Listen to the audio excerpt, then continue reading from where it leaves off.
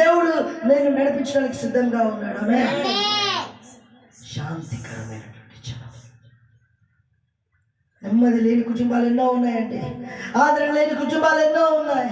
శాంతి లేక అశాంతిలో కొట్టుమిట్టాడుతున్నటువంటి కుటుంబాలు ఎన్నో ఉన్నాయి. వారందరికీ దేవుడు ఈరోజు ఇస్తున్నటువంటి మాట ఏంటంటే ఆయన నడిపించడానికి సిద్ధంగా ఉన్నాడు. ఆయన నడిపిస్తే నిన్ను శాంతికరమైనటువంటి జనముల ఎదుగు నడిపించబోతున్నాడు. ఆమేన్.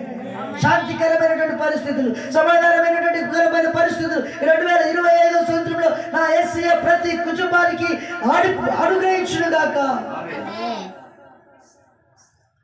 2025 సంవత్సరంలో దేవుడు ఇస్తున్నటువంటి వాగ్దానం ఏంటంటే నిన్ను నడిపించడానికి నేను దిగి వచ్చున్నాను. ఎక్కడికి? పాలు తేనెలు ప్రవహించే ప్రాంతానికి. కుడి చేయి పట్టుకుంటున్నాడండి. ఎక్కడికి నడిపించడానికి? నిన్ను శాంతికరమైనటువంటి జనముల దగ్గరికి. అశాంతికరమైన సమస్య పరిస్థితుల దగ్గరికి కాదు, కానీ అశాంతికరమైన పరిస్థితుల్లో నువ్వు నేను ఉండగా, ఈ సమాధానం లేని పరిస్థితుల్లో నువ్వు నేను ఉండగా, ఈ యొక్క సంవత్సరంలో దేవుడు నీతో నాతో మాట్లాడుతున్న మాట ఏంటంటే దేవుడు సమాధానకరమైన శాంతికరమైనటువంటి పరిస్థితులకి దేవుడు నడిపించునుగాక. ఎక్కడికి నడిపిస్తున్నాడు అంటాడంట దేవుడు. ఇక రెండోది చూసుకుందాం.